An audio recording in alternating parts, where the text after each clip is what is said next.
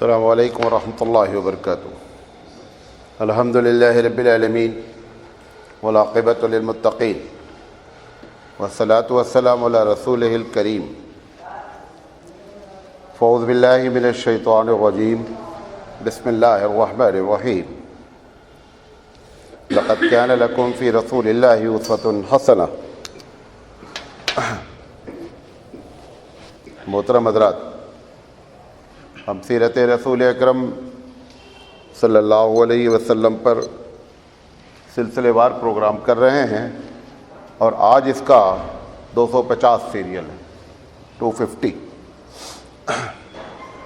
ہم نے کل بات یہ کی تھی کہ اللہ کے رسول صلی اللہ علیہ وسلم نے عرفات کے میدان میں اپنی امت کے لیے دعا مانگی، اور اس چھوٹی سی ایک دعا کو نقل کیا۔ دعائیں تو بہت سی مانگی گئی ہیں، لیکن اس میں سے ایک دعا ہم نے آپ کے سامنے نقل کی ہے، جو ابن ماجہ کی روایت ہے۔ حضرت تھانوی علیہ الرحمٰن نے بھی اس دعا کو نقل کیا ہے۔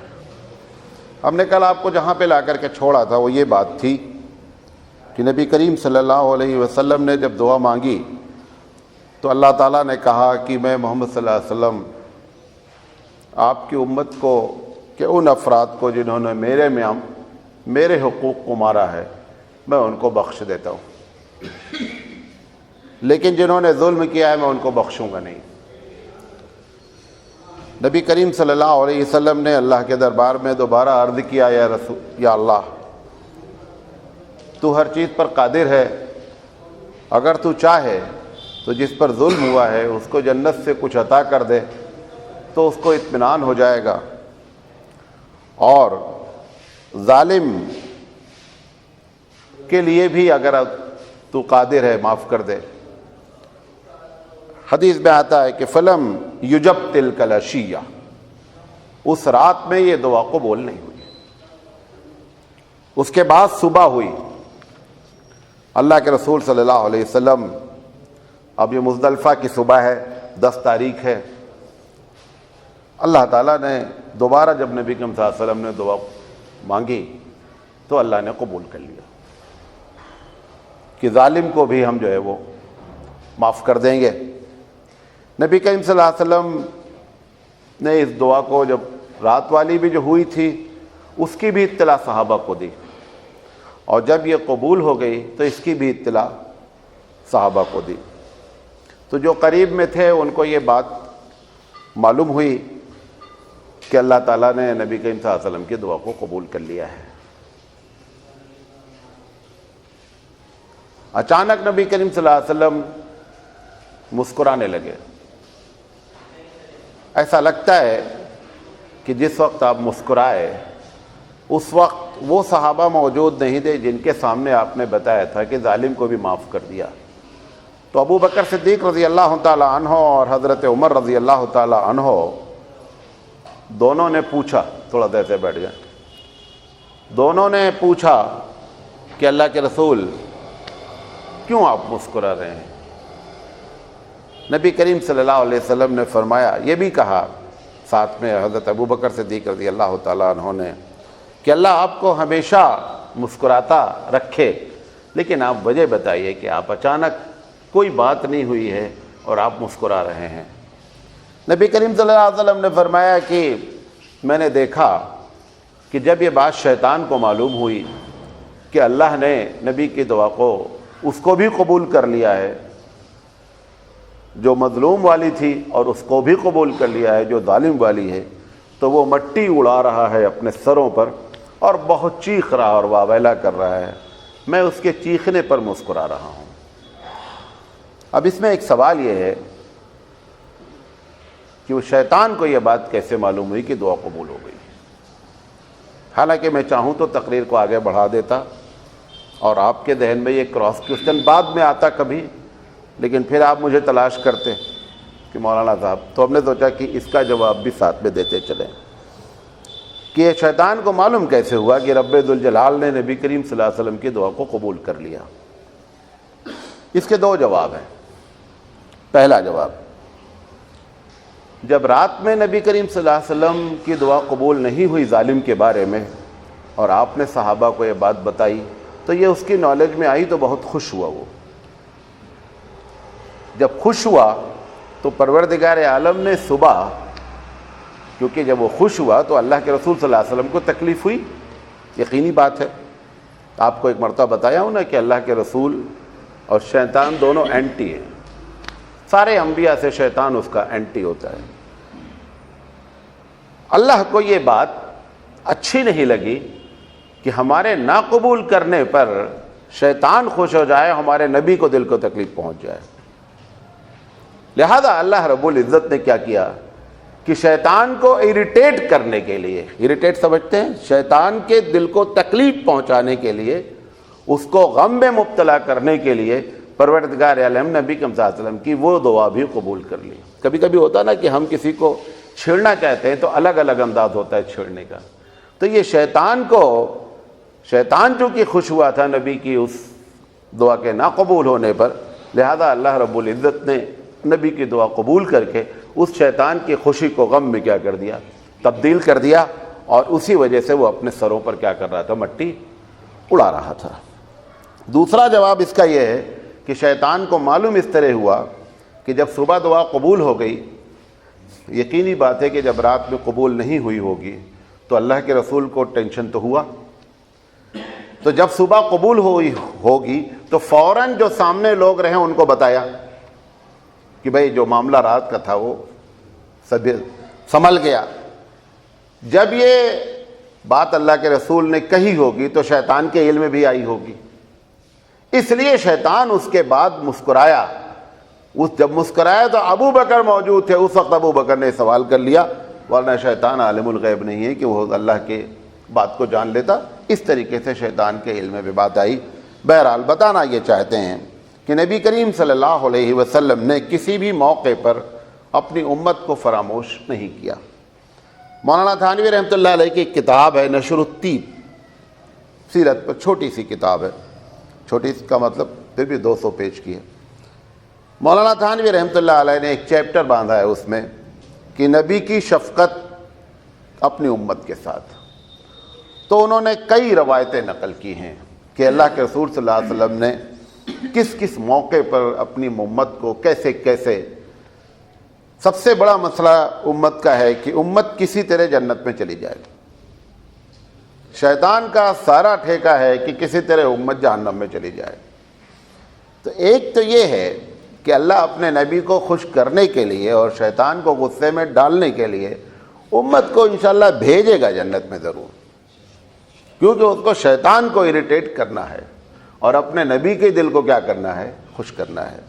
قرآن مجید کی ایک آیت ہے، نبی کریم صلی اللہ علیہ وسلم، ایک صحابی روایت کرتے ہیں کہ ایک رات میں نبی کے ساتھ تھا. پوری رات نبی کریم صلی اللہ علیہ وسلم تہجد میں اٹھے تو آپ ایک ہی آیت کی تلاوت کرتے رہے، اور اسی میں تلاوت کرتے کرتے کرتے کرتے یہ ہوا کہ اب تہجد کا وقت ختم ہو گیا. وہ آیت جب صحابہ سے پوچھا کہ وہ کون سی آیت تھی جس کو نبی رات بھر تلاوت کرتے رہے، تو صحابی نے کہا کہ ان تعذبہم فإنہم عبادک، کہ اللہ اگر تو ان کو عذاب دینا چاہے تو یہ تیرے بندے ہیں، کیوں، ہم اس کے غلام ہیں.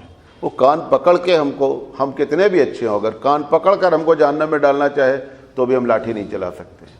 اللہ کے رسول صلی اللہ علیہ وسلم یہ جب آیت آئی کہ ان تعذبہم فإنہم عبادک وإن تغفر لہم فإنک انت العزیز الحکیم، کہ اللہ اگر تو معاف کر دے، تیرے یہ بندے ہیں، اگر تو معاف کر دے تو بڑا زبردست ہے، بڑا حکمت والا ہے.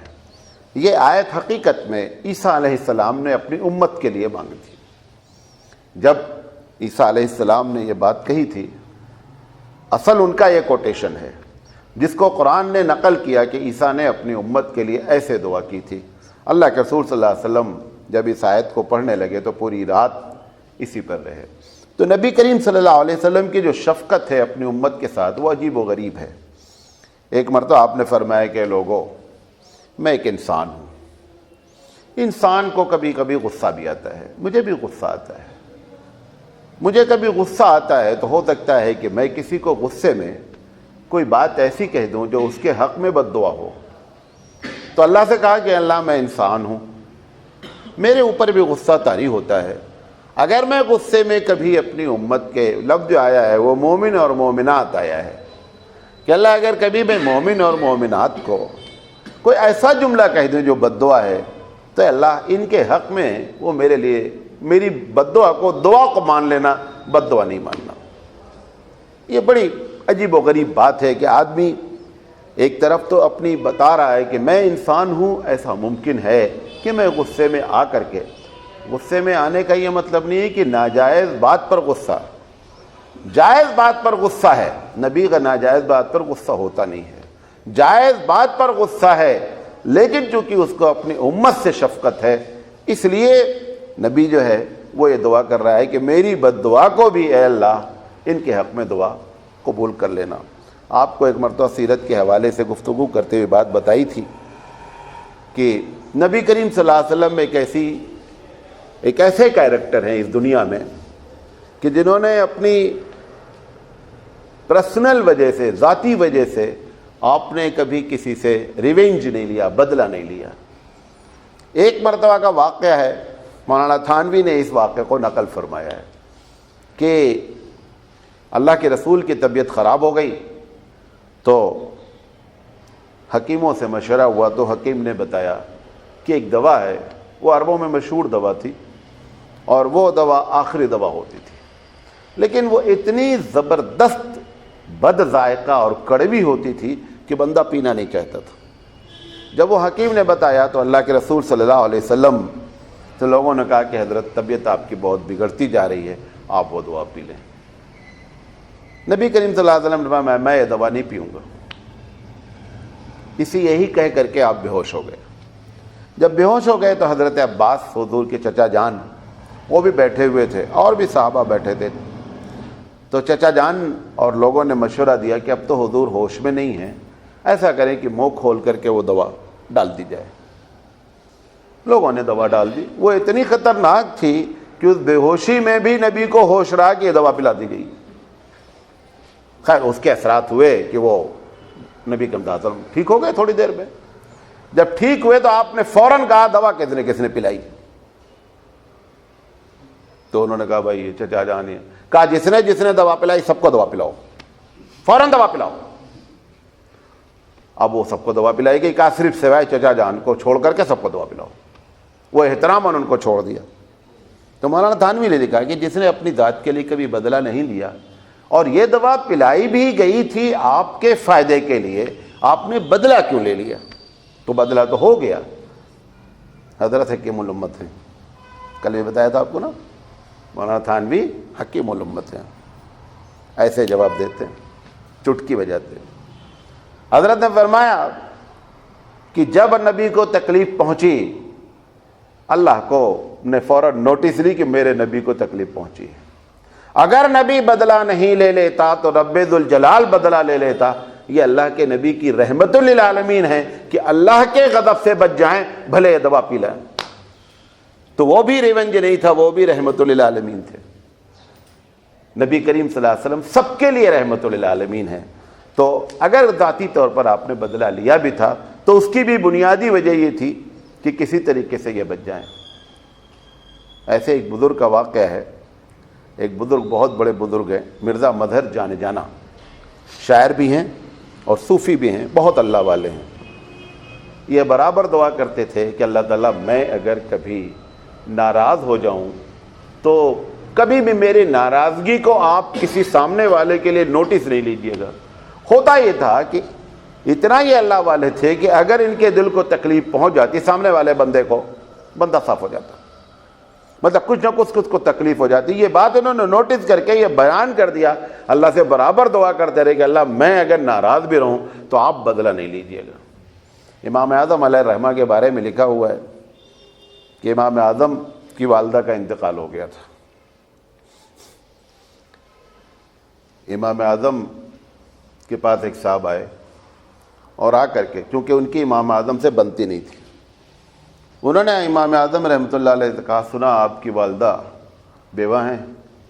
اب امام اعظم کی جب والدہ رہے ہوں گے تو مور دین 75 تھی، تو انہوں نے کہا میں ان سے شادی کرنا چاہتا ہوں، یہ ان کو تکلیف پہنچانے کے لیے۔ وقت کا امام تھا، اس نے کہا دیکھو جس سے تم شادی کرنا چاہتے ہو بالغ ہے، اور بالغ آدمی کی شادی کوئی دوسرا آدمی بغیر اس کی مرضی کے کر نہیں سکتا ہے، لہذا میں ان سے پوچھ لیتا ہوں، اگر وہ راضی ہو جاتی ہے تو نکاح پڑھا لیں گے۔ لیکن اندر سے ان کو سخت تکلیف پہنچی کہ یہ بندہ مجھے تکلیف پہنچانے کے لیے یہ پیغام لے کر کے آیا۔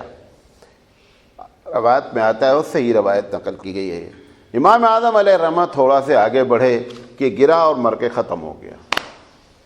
یہ کیا ہے؟ یہ اللہ رب العزت، یہی حدیث بخاری کی ہے نا کہ من عاد لی ولیا فقد آذنتہ بالحرب، کہ اگر میرے ولی سے تم دشمنی رکھتے ہو تو میری طرف سے جنگ کا اعلان ہے۔ امام اعظم نے صبر کیا، آگے بڑھے، اللہ نے نہیں چھوڑا، اللہ نے فوراً اس کا بدلہ لیا۔ لہذا یہ کبھی ہمارے جو بزرگ ہوتے ہیں کبھی بدلہ لے لیتے ہیں، اس کی ایک وجہ یہ بھی ہوتی ہے کہ کہیں ایسا نہ ہو کہ میری تکلیف کی وجہ سے یہ اللہ کی لپیٹ میں آ جائے، جیسا نبی کریم صلی اللہ علیہ وسلم نے دوا پلوائی۔ تو نبی کریم صلی اللہ علیہ وسلم کو اپنی امت سے جو اٹیچمنٹ ہے ہر نبی کو ہوتا ہے، تو اس طریقے سے نبی کریم صلی اللہ علیہ وسلم نے عرفات کے میدان میں بھی ہم کو فراموش نہیں کیا۔ اس کے بعد یہ وقت سورج ڈوبنے کا ہو رہا تھا، 9 تاریخ تھی، پھر یہاں سے آپ آگے نکلے، مزدلفہ میں ٹھہرے، مزدلفہ میں دونوں وقت کی نماز ایک ساتھ پڑھی گئی۔ حضرت اسامہ بن زید حضور صلی اللہ، اب اتنے لوگ وہاں پہ تھے اس وقت، حضور نے حضرت اسامہ رضی اللہ تعالیٰ عنہ کو اپنے اونٹ پر اپنے ساتھ بٹھایا۔ قریش کے بڑے بڑے دگج قسم کے لوگ تھے، اللہ کے رسول صلی اللہ علیہ وسلم بتانا چاہتے تھے کہ ہمارے نزدیک تقوی والا عزت والا ہے، خاندان، بڑے گھر کا لڑکا، بڑے پیسے والا کوئی حیثیت نہیں ہے، اگر اللہ کے نزدیک اللہ کا خوف اس کے اندر ہے۔ حضرت زید بن اسامہ کو اپنے اونٹ پر بٹھایا اور آگے لے کر کے چلے اور مزدلفہ میں نماز پڑھی۔ مزدلفہ کے بعد یہ واقعہ پیش آیا جو میں نے بتایا شیطان والا۔ اس کے بعد فجر کی نماز پڑھ کر کے آپ مزدلفہ سے روانہ ہوئے۔ جب یہاں سے روانہ ہوئے تو آپ نے جو ہے وہ اپنے بھتیجے فضل بن عباس کے لڑکے، ان کو اپنے ساتھ بٹھایا، ان کو لے کے چلے۔ اس کے بعد آپ نے جو ہے وہ رمی کی، وہاں پر ایک تقریر کی، وہ تقریر آپ کے سامنے آج بتا کر کے انشاءاللہ پروگرام آج کے بعد اب نیکسٹ اطلاع تک پروگرام بند رہے گا، شوال میں انشاءاللہ پروگرام شروع ہوگا۔ اس وقت آپ صلی اللہ علیہ وسلم نے جو تقریر کی اس کو میں آپ کے سامنے وہ جو ریکارڈ کی صحابہ نے، اس کو میں آپ کے سامنے بیان کر رہا ہوں۔ نبی کریم صلی اللہ علیہ وسلم نے لوگوں سے کہا کہ اے لوگو، میرے داہنی طرف مہاجرین بیٹھیں گے، میرے بائیں طرف انصار بیٹھیں گے اور سامنے پبلک ہوگی۔ بڑے ہی اطمینان سے رمی کے بعد آپ نے سب کو بٹھایا۔ بٹھانے کے بعد آپ نے تقریر فرمائی۔ آپ نے فرمایا الا ان الزمان قد استدار كحية يوم خلق السماوات والارض والسنة 12 شهرا منها 4 حرم 3 متواليات ذو القعدة وذو الحجة والمحرم ورجب ومضر الذي بين جماد والشعبان۔ آپ نے فرمایا کہ لوگوں، آج یہ جو ٹائم ہوتا ہے، یعنی مہینہ آتا ہے، آج مہینہ اپنے اصلی حالت میں آ گیا ہے۔ مطلب کیا تھا؟ یہ عرب لوگ کیا کرتے تھے کہ کبھی رمضان کا مہینہ ہوتا تو بول دیتے کہ نہیں کچھ پرابلم ہے، اب کی شوال پہلے کر لیتے ہیں، اور کبھی محرم کا مہینہ ہوتے تو بولتے کہ نہیں اب کی ذیقعدہ پہلے کر لیتے ہیں۔ ایسے یہ پورے اس کو قرآن مجید نے نسی کا لفظ استعمال کیا ہے کہ نسی جو ہے اس کے بارے میں کہا نسی کفر ہے۔ اللہ کے رسول صلی اللہ علیہ وسلم نے آج فرمایا کہ آج، اور اس کے پہلے بھی آپ کو بتایا تھا کہ آپ جب حج کرنے نکلے تو حج میں جو لیٹ کیا گیا اس کی ایک یہ بھی وجہ تھی کہ لوگوں نے ٹائم کو چینج کر رکھا تھا، لہذا اب اس سال اب اپنے اصلی یعنی ذوالحجہ کے مہینے میں ہے۔ آپ نے فرمایا کہ آج اب یہ مہینہ اپنے اصلی حالت میں اس وقت سے یہ اسی طرح چل رہا ہے۔ پھر آپ نے فرمایا کہ یہ آج جو میں بتا رہا ہوں ذوالحجہ، یہ ذوالحجہ کا مہینہ ہے کب سے؟ جب سے اللہ نے زمین آسمان کو پیدا کیا ہے اس وقت سے۔ پھر آپ نے فرمایا کہ دیکھو اس میں 4 مہینے محترم ہیں، 4 مہینے جو محترم ہیں اس میں رجب بھی شامل ہے، اور کیا کہتے ہیں شوال، ذی قعدہ، ذی الحجہ۔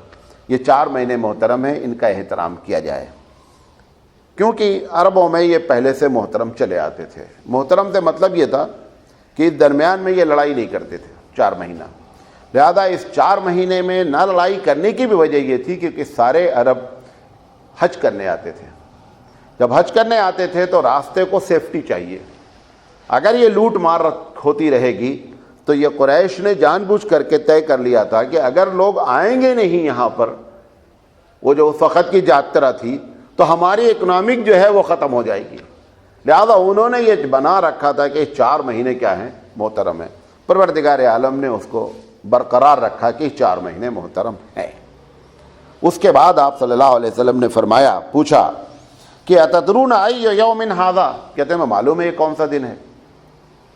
قلنا اللہ ورسولہ عالم، صحابہ جانتے تھے کہ آج کون سا دن ہے، سب لوگ خاموش رہے۔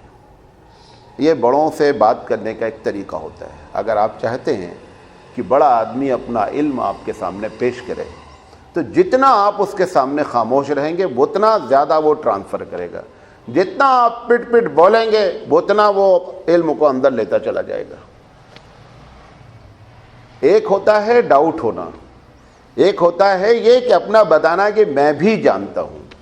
ہمارے یہاں اس پر پوری بحث ہے استاد اور شاگرد میں کہ شاگرد کبھی یہ نہیں کہے کہ میں جانتا ہوں۔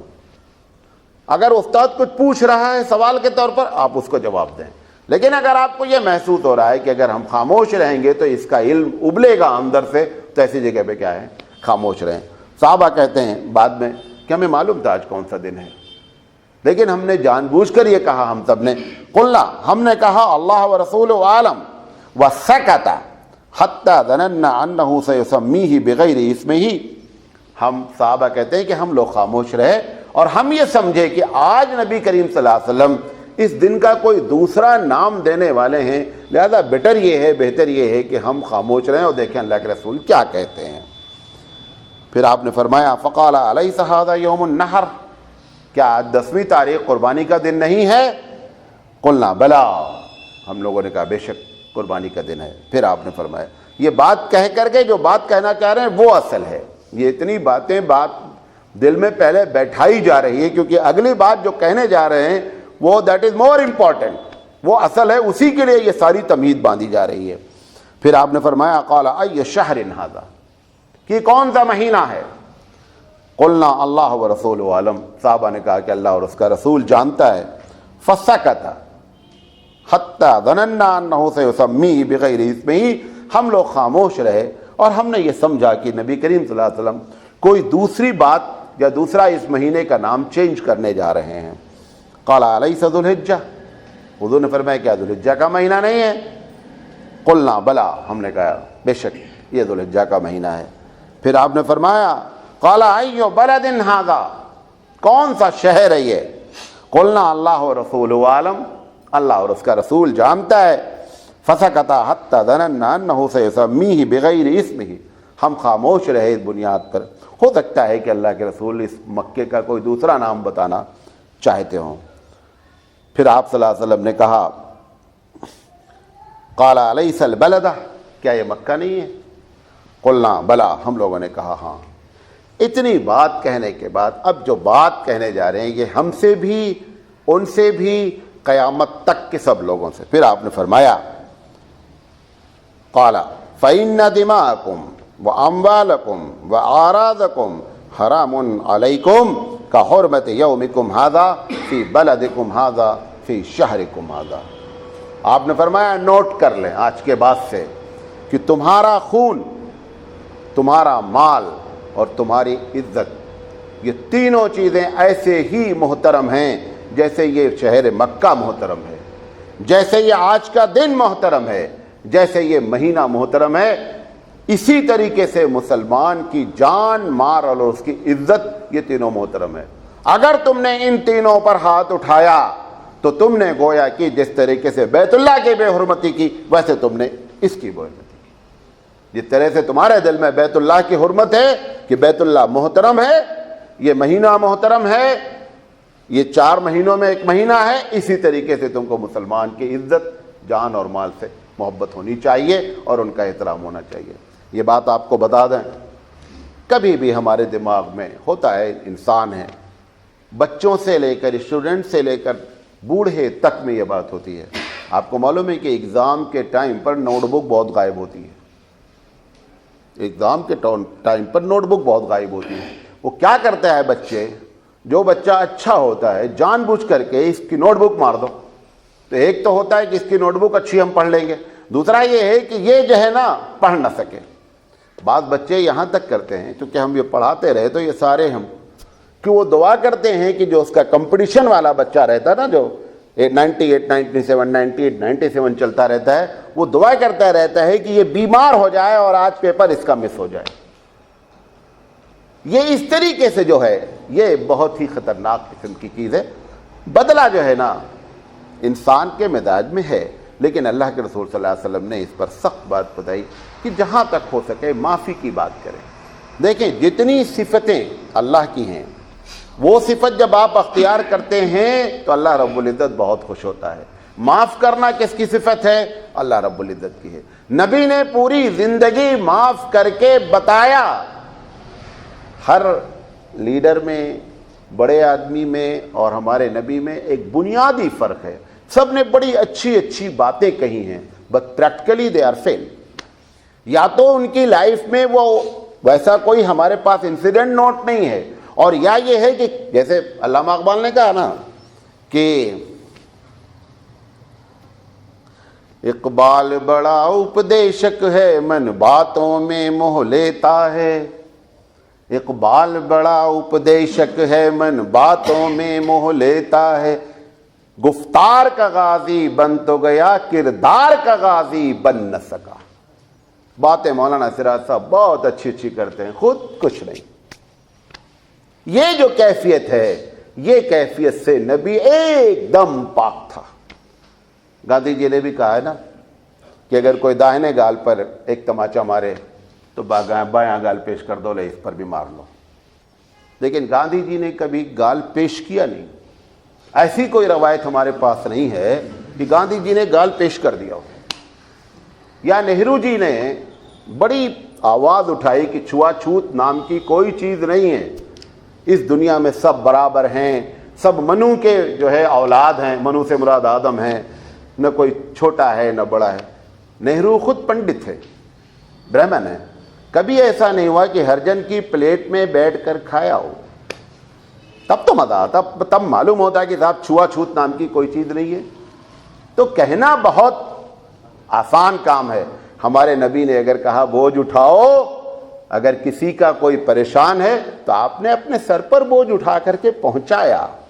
اگر آپ نے کہا یتیم کی پرورش کرو تو آپ نے یتیم کی پرورش کر کے دکھایا. اگر آپ نے کہا زندہ جن کو گاڑا جاتا ہے لڑکیوں کو ان کی حفاظت کرو تو آپ نے اپنی زندگی میں 80 لڑکیوں کی حفاظت فرمائی. اگر آپ نے کہا کہ نکاح سادگی سے کرو، فاطمہ جگر ہیں نبی کی، آپ کو معلوم ہے سیدۃ النساء اہل الجنہ ہیں. قسم خدا کی کھا کے کہتا ہوں، اگر جنت سے نبی کریم صلی اللہ علیہ وسلم چاہتے تو فاطمہ کے لیے جہیز آ سکتا تھا. لیکن دنیا کو بتانا چاہتے تھے کہ اگر میں نے سادگی کی بات کہی ہے تو دیکھ فاطمہ کی شادی ایسے ہو رہی ہے. یہ اللہ کے رسول کا وہ کیریکٹر ہے جس سے پوری دنیا فیل ہے. اس کیریکٹر پر ہماری تربیت کی گئی ہے. بس اب کیا ہو رہا ہے یہ سمجھ میں نہیں آ رہا ہے. کیسے گاڑی کہاں سے ٹریک چینج کر چکی ہے، کیسے اس کو ٹریک پر لایا جائے، یہ ایک بہت بڑا مسئلہ ہے. آپ دیکھیں کبھی آپ کمپیئر کریں یورپ کو ایشیا سے یا ہندوستان کو یورپ سے، کتنا بھی آپ ان کو برا بھلا کہتے ہوں، لیکن آج بھی ان کے یہاں انسانیت کی جو چیزیں ہیں اس سے ہم لوگ کوسوں دور ہیں. حالانکہ ہماری سمجھ میں نہیں آتا. ان کے پاس خانقاہ نہیں ہے، ان کے پاس جماعت میں جانے کا سسٹم نہیں ہے، ان کے پاس ہماری طرح تقریریں نہیں ہیں، ان کے پاس ان کے نبی کے کیریکٹر کی پوری کتاب موجود نہیں ہے، ان کو اپنی کتاب کے بارے میں ڈاؤٹ ہے. یہ سب ہونے کے باوجود وہ کیریکٹر میں ہم سے ٹاپ پر ہیں. ہمارے یہاں کہا جاتا ہے طہارت نصف الایمان، آدھا ایمان طہارت ہے. جہاں طہارت حاصل کرنا ہے وہاں چلے جاؤ تو وہاں سے ناپاک ہو کر کے واپس آ جاؤ. حدیث میں لکھا ہے طہارت نصف الایمان. مسجدوں کے ٹوائلٹ ایسے ہوتے ہیں کہ ہم آپ اندازہ نہیں کر سکتے کہ کتنی گندگی ہوتی ہے. اچھا, اور ٹکر کس کو دینا ہے؟ یورپ کو ڈیفیٹ کرنے کا ہے. اپنے ٹوائلٹ صحیح کر لو, بعد میں یورپ کو ڈیفیٹ دینا. اللہ ایسے چابی نہیں دیتا ہے, یہ بات یاد رکھیں. قرآن مجید کی آیت ہے نا, وہ تو عز من تشاء وہ تو ذل من تشاء بیدک الخیر. اللہ جس کو چاہتا عزت دیتا ہے, جس کو چاہتا ذلت دیتا ہے. بادشاہت کی چابی آپ کو بتا دیں, آپ یہ سمجھیں ہم نے داڑھی رکھ رکھی ہے, ٹوپی پہن رکھی, چابی مل جائے گی. ٹوپی داڑھی والے کی چابی دے کر کے اپنی دنیا برباد کر دے. ایک آدمی کو اکاؤنٹنٹ چاہیے. کیا چاہیے؟ اکاؤنٹنٹ. مولانا سراج صاحب اپلیکیشن ڈالیں, ہم کو اکاؤنٹنٹ دے دو. ہم 250 سیریل کر چکے ہیں تقریر کے, نماز بہت پابندی سے پڑھتے ہیں, حج بھی کر چکے ہیں, حساب کتاب ایک دم نہیں جانتے ہیں. آپ بتا, ہم کو وہ اکاؤنٹنٹ بنا دے گا کمپنی والا؟ اپنی کمپنی کو اگر اس کو ڈبونے کا ارادہ ہے تو ہم کو وہ اکاؤنٹنٹ بنا دے گا. ایک دوسرا آدمی لکھتا ہے کہ I am C A, 10 years experience in that company, وہ اس کو سی اے والے کو اکاؤنٹنٹ کی جاب دے گا. اور اگر سی اے والا یہ کرنے کے بعد یہ بولے کہ سر میں 5 وقتہ نمازی بھی ہوں, کبھی کبھی تہجد بھی پڑھ لیتا ہوں, تو اب یہ سونے پر سہاگا ہو گیا, اس کو چابی دی جائے گی, اکاؤنٹنٹ اس کو بنایا جائے گا. اگر اس کو کمپنی کو ڈبونا ہے تو وہ ہم کو بنائے گا, اگر اس کو کمپنی کو چلانا ہے تو سی اے والے کو بنائے گا.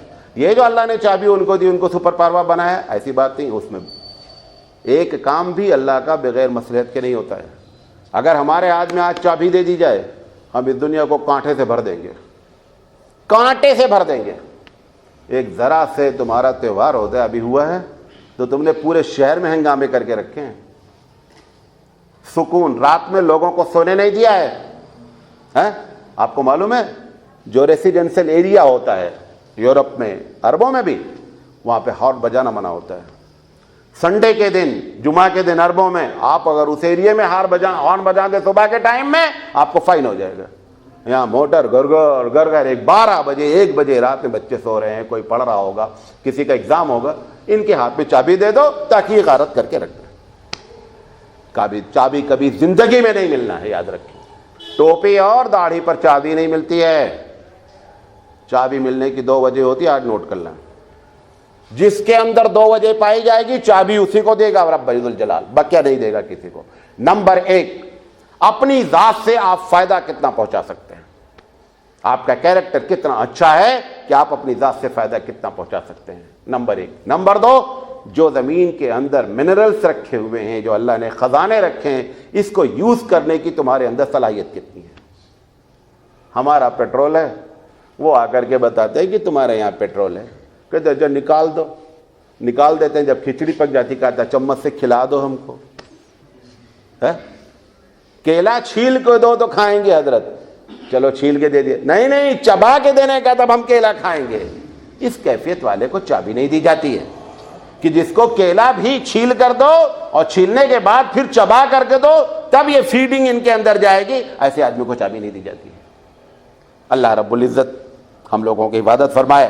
نبی کریم صلی اللہ علیہ وسلم نے فرمایا کہ آپ ابھی یہ جو بات آپ کی ہے اللہ کے رسول کی, آپ ایمانداری سے بتائیے.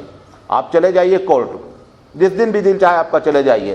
آپ کی آبادی اگر 19 to 20% ہے تو آپ کے کیس بھی 90 to 20% ہونا چاہیے. 80% کیس کس کے ہونا چاہیے؟ غیر مسلم کے ہونا چاہیے. آپ جا کر کے پورے ہندوستان کی عدالت کا ریکارڈ نکال دیجئے, آپ 43% کیس میں جا رہے ہیں. وہ یہ اس امت کا کیس ہے جس کو کہا گیا ہے کہ تم کو کسی کی عزت سے نہیں کھیلنا ہے, خاص کر مسلمان کی. اس کی دولت پر حملہ نہیں کرنا ہے, خاص کر مسلمان کی, اور اس کی جان سے. ایک صاحب کہنے لگے کہ کوئی بھی ڈکیتی, ہمارے علاقے کے, انہوں نے کہا کوئی بھی ڈکیتی اس وقت تک کامیاب نہیں ہوتی جب تک اسے مسلمان موجود نہیں رہے. ایک مسلمان کا ہونا ضروری ہے اس ڈکیتی میں. جب تک ڈکیتی میں ایک مسلمان نہیں ہوگا تب تک ڈکیتی کامیاب نہیں ہوگی. اور اس پر وہ فخر کر رہے ہیں, جب تک مسلمان نہیں ہوتا تھا. ہم نے کہا یہ ہے معاملہ, یہ اللہ کے رسول کی تعلیم ہے. یہ مسلمان کا الگ جا رہا ہے ڈکیتی میں کہ ہمارا بندہ اس کے اندر سب سے ٹاپ پر ہوتا ہے. بہرحال اللہ کے رسول نے فرمایا کہ تمہاری عزتیں, تمہاری مال اور تمہاری جانیں ایسے ہی محترم ہیں جیسے یہ شہر ہے. پھر آپ نے فرمایا, غور سے سنیے, اس کو کمپلیٹ کریں گے, تھوڑا سا 2-4 منٹ آگے جائے گا ٹائم. آپ نے فرمایا وَسَتَلْقَوْنَ رَبَّكُمْ، ان قریب تمہاری ملاقات تمہارے رب سے ہوگی. اس پر سب ہمارا یقین ہے نا. کہے کہ ملاقات ہوگی کیک کھانے کے لیے سب سے پہلے اللہ کے رسول لَا تَزُولَ قَدْمَ عَبْدٍ، کوئی آدمی اپنی جگہ سے ہل نہیں پائے گا جب تک کہ وہ 5 چیزوں کے سوال جواب نہیں دیتے. اس میں سے سب سے پہلا یہ ہے کہ I have given you life, ہم نے تم کو زندگی دی ہے، آپ نے اس کو استعمال کہاں کیا، اس کا جواب دے دو. پھر اس میں سے کہے گا کہ اس لائف میں سے 75 سال میں سے جو جوانی والا پیریڈ تھا اس کا الگ سے اکاؤنٹ دینے کا ہے. جس کو آپ نے کہہ رکھا ہے جوانی دیوانی ہے نا، اس کا وہاں بھی دیوانی ہی چلے گی، اس کا الگ سے حساب دینا ہے. اللہ کے رسول فرما رہے ہیں کہ ان قریب تم کو اپنے رب کے سے ملاقات کرنی ہے. وَيَسْأَلُكُمْ عَنْ أَعْمَالِكُمْ، وہ تم سے ضرور پوچھے گا تمہارے کام کے بارے میں کہ تم نے کیا کیا کام کیے ہیں. سب سے پہلا کام جو پوچھا جائے گا بتا دے رہا ہوں. یہ کہتے ہیں نا کہ نماز سب سے پہلا سوال ہوگا، آج اس کو بھی کلیئر کر لیجئے کیا چکر ہے. حدیث میں آتا نا کہ سب سے پہلا سوال کس کے بارے میں ہوگا، نماز. عبادت کے ڈپارٹمنٹ سے پہلا سوال نماز کے بارے میں ہوگا. ہر ڈپارٹمنٹ الگ الگ ہے. آپ کی جو ذمہ داری ہے، جو ویزا لگا کے بھیجا گیا ہے کہ یہاں جا کے کرو گے کیا، وہ ویزا ہے کہ ہم اللہ بھلائی کا پرچار کریں گے، برائی سے دنیا کو پاک کریں گے. یہ سوال ہر آدمی کو دینا ہی دینا ہے کہ اے مسلمانوں، تم اس دنیا کے مانیٹر تھے. مانیٹر تم کو کیونکہ کتاب کی حفاظت میں نے تمہارے لیے کی، نبی کی سیرت کو ڈے ٹو ڈے میں نے تمہارے لیے کیا کیا، سامنے رکھا. لہذا آپ کو اس سوال کا جواب دینا ہی دینا ہے. اللہ کے رسول پیارے حبیب مصطفیٰ صلی اللہ علیہ وسلم فرما رہے ہیں یسألون عن اعمالکم، تم سے تمہارے کاموں کے بارے میں پوچھا جائے گا. الا لا ترجعوا بعدی کفارا یضرب بعضکم رقاب بعض. آپ نے فرمایا کہ میرے جانے کے بعد کہیں ایسا نہ ہو کہ تم پھر ریورس گیئر لگا دو، پیچھے کی طرف پلٹ جاؤ. ایسا نہیں ہو کہ تم آپس میں گردنیں مارنے لگو، آپس میں گردنیں مارنے لگو. اب مسلم بعض علاقے میں بم دھماکہ ہو رہا ہے، کون مرتا ہے؟ سب مسلمان مرتے. میری سمجھ میں نہیں آتا دنیا کا کون سا عالم یہ فتویٰ دیتا ہے کہ تم انوسینٹ لوگوں کو تم کیا کرو، بے گناہ لوگوں کو بس اسٹیشن پہ اڑا دو، بے گناہ لوگوں کو تم اٹھا کر کے جو ہے وہ اسکول بچے جا رہے ہیں تو تم اسکول میں اڑا دو. یہ کہاں لکھا ہے؟ آپ کو معلوم ہے اس زمین پر ایک قطرہ بھی خون گرتا ہے تو اس کا جواب دینا ہے. یا تو حکومت دے، اور اگر حکومت نہیں دے گی تو رب ذوالجلال کے دربار سے کوئی بچ نہیں سکتا. قرآن مجید کہتا ہے ان لڑکیوں کو جن کو زندہ درگور کیا گیا، کس نے کیا ہوگا؟ ماں باپ نے کیا ہے. عربوں میں اللہ ان سے نہیں پوچھے گا کہ اے ماں باپ تم نے کیوں کیا. عجیب و غریب انداز ہے قرآن مجید کا. وَإِذَا الْمَوْءُودَةُ سُئِلَتْ بِأَيِّ ذَنبٍ قُتِلَتْ، کہ اے بچی تجھے کیوں گاڑ دیا لوگوں نے. یہ نہیں ہے، سوال تو ہونا چاہیے تھا جس نے گاڑا ہے، لیکن سوال کیا جا رہا ہے کس سے کہ بچی تیرا کیا قصور ہے کہ تجھے جو ہے وہ لوگوں نے گاڑ دیا، کس گناہ میں تجھے گاڑا گیا ہے. ایسے ہی قیامت میں ان لوگوں سے بھی پوچھا جائے گا کہ تجھے کیوں بم سے اڑا دیا گیا، کیا تیرا قصور تھا. اور یہ سب اڑانے والے اپنے آپ کو جو بھی کہتے ہوں، ایسے ملک ہیں، عراق میں اڑ رہا ہے، افغانستان میں اڑ رہا ہے، مثال کے طور پاکستان میں اڑ رہا ہے، سب مسلمان مارے جا رہے ہیں. اور آپس میں میں یہ نہیں کہہ رہا ہوں کہ غیر مسلم کو مارا جا سکتا ہے. دیکھیں یاد رکھیں، جان سب کی جان ہے. امام اعظم علیہ الرحمہ تو کہتے ہیں کہ انسان پاک ہے. انسان کیا ہے؟ پاک ہے، محترم ہے. غیر مسلم ہو یا مسلمان ہو، سب انسان ہیں. ہمارے ان کے جو اختلاف ہیں وہ اختلاف عقائد کے ہیں، آپ کے لیے وہ رکھے گئے ہیں کہ آپ اپنی کھیتی کریں اور قیامت میں آپ اپنی جنت بنائیں. اگر اس دنیا سے کافر ختم کر دیے جائیں، تبلیغ کس کو کرو گے؟ تبلیغ آپ کی کھیتی ہے. یہ کسان کو چاہیے کیا؟ کسان کو کھیت چاہیے. اگر کسان سے آپ کہیں کہ آپ بہت اچھے ہیں، تم گھر میں رہو، بولے گا کھیتی ہم کو چاہیے. ہمارے ایک جیجا جی ہیں بینوئی صاحب، وہ یہاں آ گئے ہبلی، تو اب وہ پکے کسان ہیں. 2-3 دن میں ان کی طبیعت خراب ہو گئی. ہم نے کہا اب ان کو کیا ہے کہ وہ کھیت جانا وہ ہو ہی نہیں پا رہا. ہم نے کہا چلو تم کو گھما دیں. وہ اس کسان کو کھیت چاہیے، جیسے ایک کمپیوٹر والا ہوتا ہے، ذرا سا موقع پائے گا، وہ کمپیوٹر لائن کا ہوگا نا، کھٹ سے کمپیوٹر پہ بیٹھ جائے گا جہاں پہنچے گا، کیونکہ وہ اس کی لائن جڑنی چاہیے۔ ایسے ہی مسلمانوں کی کھیتی جو ہے نا وہ کفار کا موجود رہنا ہے۔ یہ اللہ نے جان بوجھ کر کے رکھا ہے کہ آپ اپنی کھیتی کریں اور جنت اپنی بنائیں۔ بہرحال قیامت میں سب سے پوچھا جائے گا۔ پھر آپ نے فرمایا کہ لوگوں میرے چلے آنے کے بعد کہیں ایسا نہیں ہو کہ تم آپس میں گردنیں مارنے لگو۔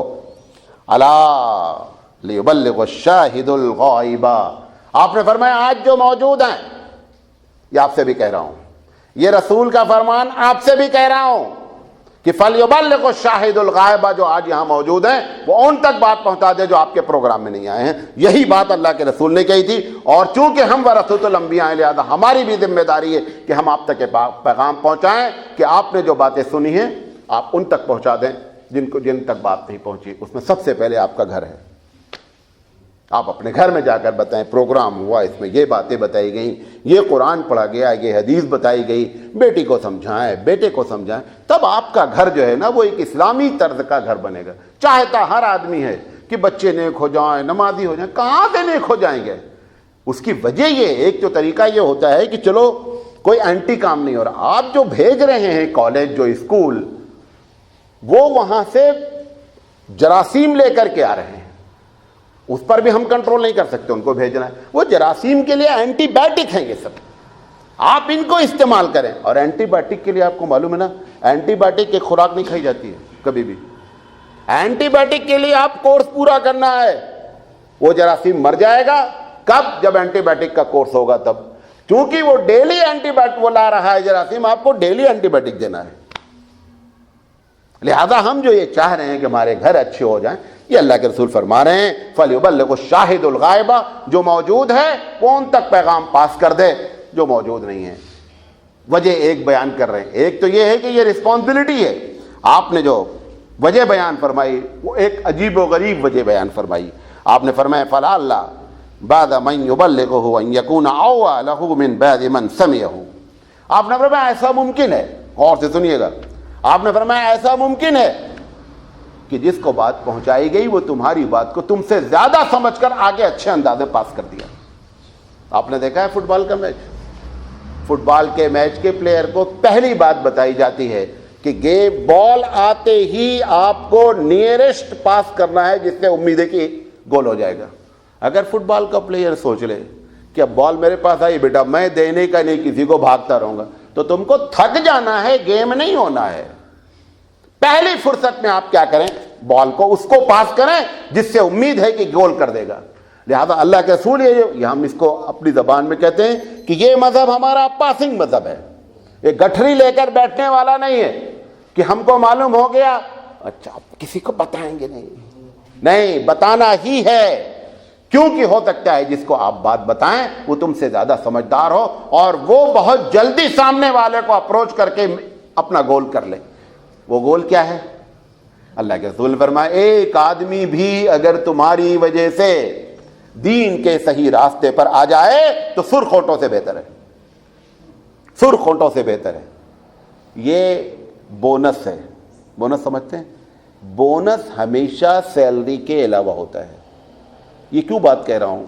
اس کے پہلے ایک مرتبہ یہ بات آپ کے سامنے کی ہے کہ آپ کو کوشش کی بنیاد پر ثواب ملے گا۔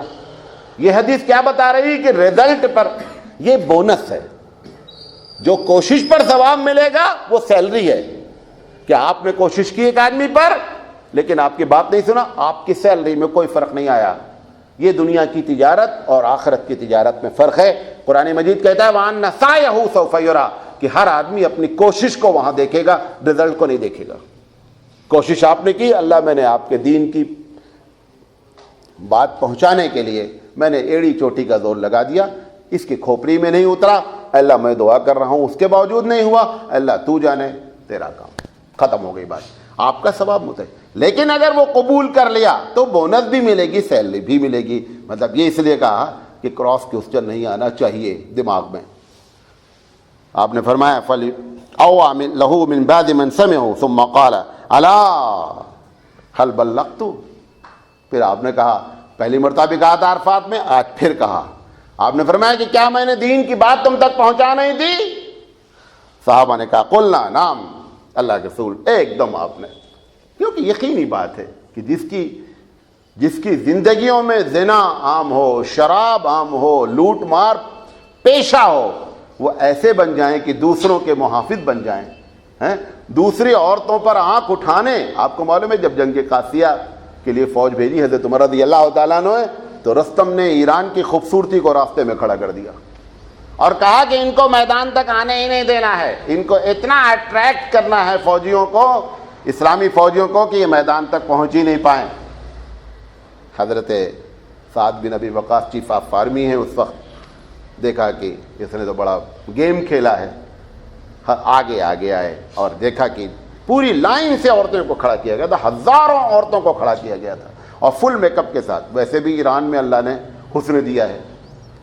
اب جب یہ پہنچے صحابی، ایک آیت پڑھی، اے ایمان والو اپنی نگاہوں کو نیچی رکھو۔ آپ کو حیرت ہوگی 35,000 کا لشکر گزر گیا اور کسی ایک عورت کی طرف نہیں دیکھا۔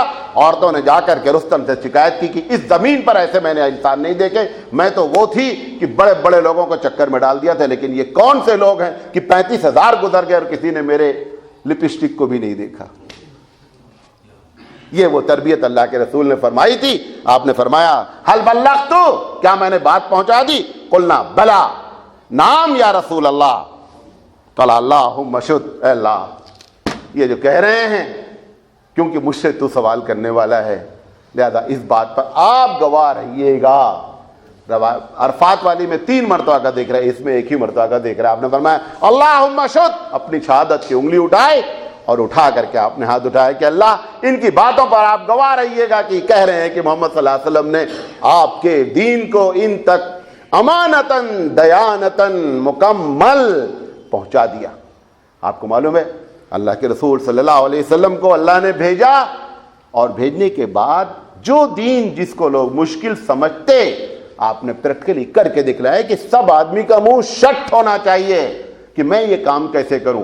نبی کریم صلی اللہ علیہ وسلم نے کر کے دکھلایا۔ اسی لیے حضرت عائشہ صدیقہ رضی اللہ تعالیٰ عنہ سے جب پوچھا گیا کہ نبی کریم صلی اللہ علیہ وسلم کے اخلاق کیسے تھے، آپ نے فرمایا کان خلقہ القرآن، نبی کا اخلاق قرآن کریم تھا۔ قرآن میں جو لکھا ہے کرو وہ کرتے تھے، جو لکھا ہے نہیں کرو وہ نہیں کرتے تھے۔ وآخر دعوانا ان الحمد للہ رب العالمین۔ سبحان اللہ وبحمدہ، سبحانک اللہم وبحمدک، اشہد ان لا الہ الا انت، استغفرک واتوب۔